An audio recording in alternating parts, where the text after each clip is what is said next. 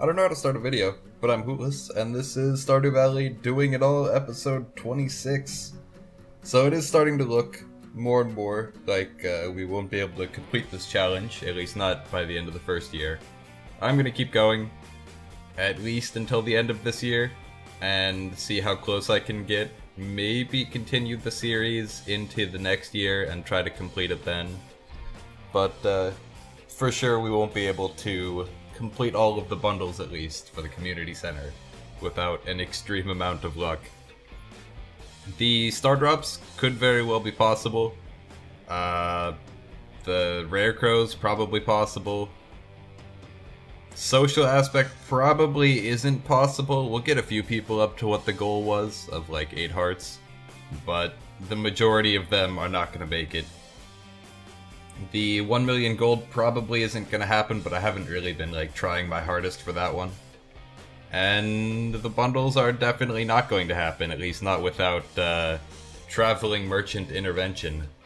So if the traveling merchant does show up and has the specific things that we need, which is like, we need at the very least a truffle from the traveling merchant, 3 apples, a red cabbage.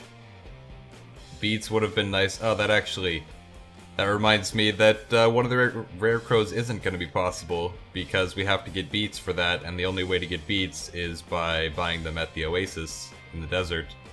So, because we can't actually get to the desert yet, and we don't have a greenhouse, we just can't grow beets, and we need 10 beets to be able to continue on the quest to unlock the casino. So unfortunately, that's probably not going to happen, but most of the other things should be able to be possible. We'll see. Things are getting closer and closer, so it'll be... This series will probably be over in... If I ended at the end of the year, maybe another like 5 videos for fall, and then like 9 videos for winter. So maybe episode 40-ish is where this one will end. And it's been taking like super long because of all of the videos where I do 3 days. And 3 days is about how long it takes to go from, you know, the start of the day up until about midnight, with a few pauses here and there, like, you know, where the time isn't going. It, like, if you do it that way, it's been seeming to take about 20 minutes per day, and that's fine. Just means that only 3 days fit into an episode, otherwise the episode ends up being like 10 minutes even if it's shortened down. So, everything is going alright, I suppose. It's kind of annoying that we won't be able to finish the challenge successfully, at least not the full challenge. But at the same time, when this series is over, I'll probably start up a more sort of like relaxed and laid back Stardew run, where it's more of sort of a tutorial series, maybe showing off some features like various tips and tricks, and just sort of making an aesthetically pleasing farm rather than trying to do a challenge and completely neglecting my farm for the most part. So we'll try to do that next series, and I think I already know what map I want to choose. I'll most likely go with the forest map. Essentially for me it comes down to either the forest map or the wilderness map, and with the wilderness map, it's pretty much the same as the forest, except that it has monsters. That's its gimmick.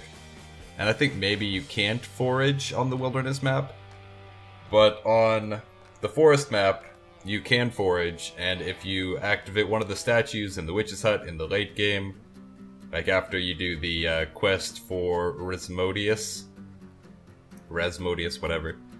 But after you finish his quest, after completing Jojamart and or the community center, I guess not and, but like Jojamart or the community center, you complete Resmodius' quest like I showed in my beta video, and then you can go to the witch's hut, activate one of the statues, and you do have to pay a price, but you can enable monsters like that. So basically, if you take the forest, go through all those steps, and then enable monsters, it's like you have wilderness, except also it's on forest instead of wilderness. I probably am going to take another look at the like overviews of the farms, and then I'll pick whichever one seems the most interesting. I might also, like, toss in an extra wrinkle where, like, I don't do any farming for the run, and I make money through other methods, because usually my money-making method is pretty much limited to just farming. Whenever I really want to make a lot of money, I typically just farm. But maybe I could try something a little bit different, like maybe sort of a more forage-based one, like mushroom levels in the mines, or, you know, that sort of thing. I could use bee houses more, because bees... the honey can actually be worth quite a lot, especially in fall if you make fairy rose honey. And I don't know if flowers stick around after the season ends. If they do, I could imagine it being really helpful to, like, get some fairy rose in the fall, and then continue using those fairy roses to get fairy rose honey throughout the rest of the year. Then again, bees don't produce honey in the winter, so, like, you'd have to wait until after winter anyways. I don't know how it works, I don't really grow flowers. But honey could be an interesting way to make money. Gathering could, especially with the new level 10 foraging perk, where anything you harvest is iridium star quality by default if you have the perk. So that could be really useful as well. Probably try to avoid fishing, other than at the very start to get some, you know, extra funds right at the beginning. But if I was trying alternate forms of money making, I'd probably try to avoid farming and fishing for the most part. Just because those are the two that I use the most anyways right now.